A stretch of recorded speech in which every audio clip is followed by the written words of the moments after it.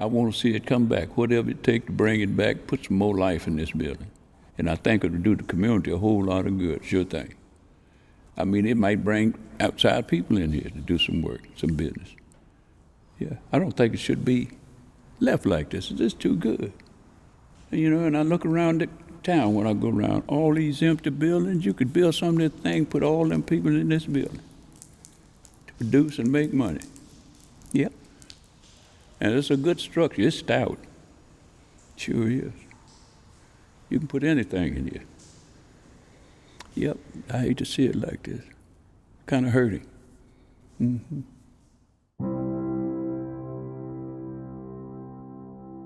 Back in 1926, Sears wanted to open a distribution center in Memphis. They come scout around, do it very, very quietly, and they look into the Crosstown neighborhood.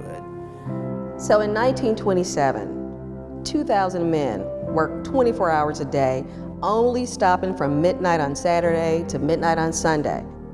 The building was completed and operational in 180 days. That's almost unheard of. The original building was more than 650,000 square feet.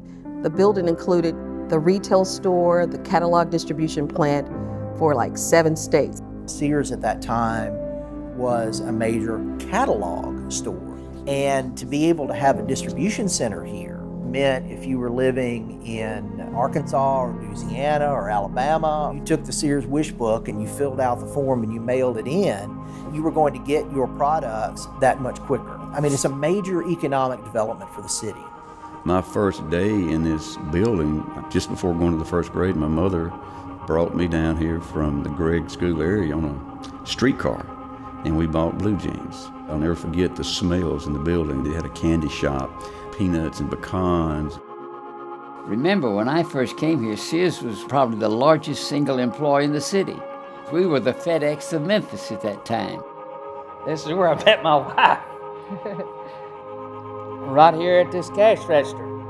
There were always a lot of activities going on in the plant. A lot of the employees got together. We would have skits. We would have programs on July the 4th. We had contests. They called all the managers and all the supervisors up to the 11th floor. Our general manager walked in and he read a letter to us that they were closing, that Sears was closing catalog. And to the people with families, or even if you weren't ready to retire, this was devastating news. There were people that loved this property, loved this structure. People would stop me if they see me out in the yard cutting the grass, and they'd say, "Can you take me in there? I want to see that place. My grandfather worked there." It was just a big, empty place.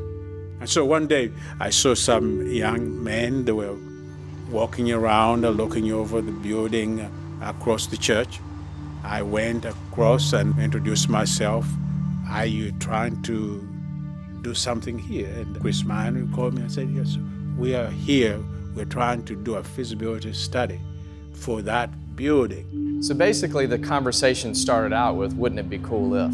And it was purchased purely for a civic vision. No developer in their right mind would purchase this building.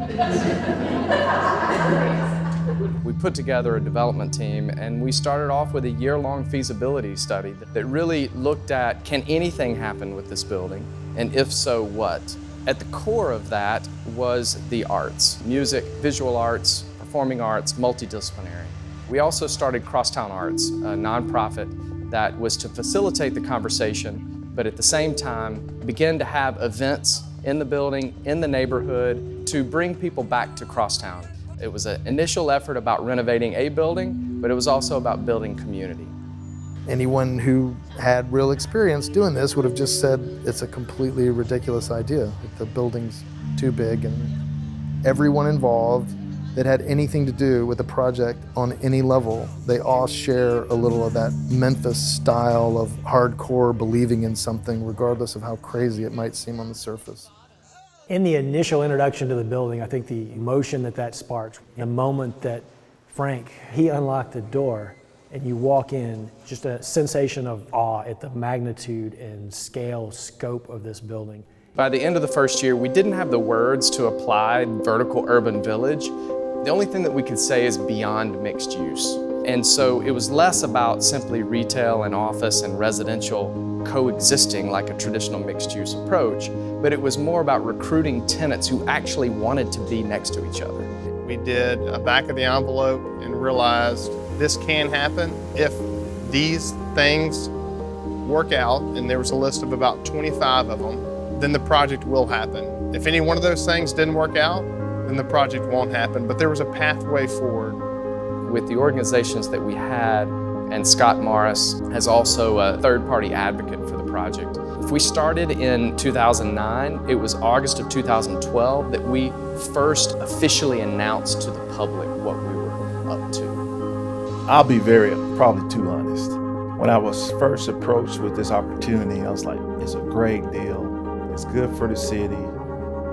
But this is going to be a humongous task.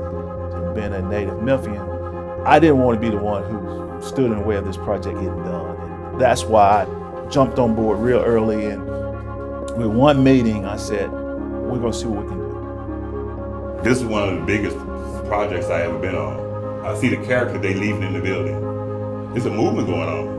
Instead of tearing down some of your valuable properties, the building can be saved. I think you can bring it back and keep character in Memphis. One of the most memorable moments in my life was when all 32 sources of financing, the attorneys for each of those different groups, sent out an email that said, we are ready to close. And it all happened within about 45 seconds.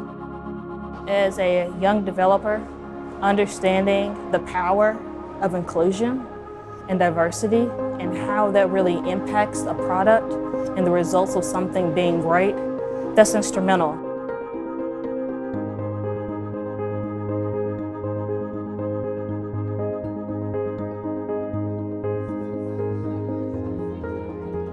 They were updating me periodically, and they say there are some things we're working on, and hopefully we're going to present them to our group and see what they will think of.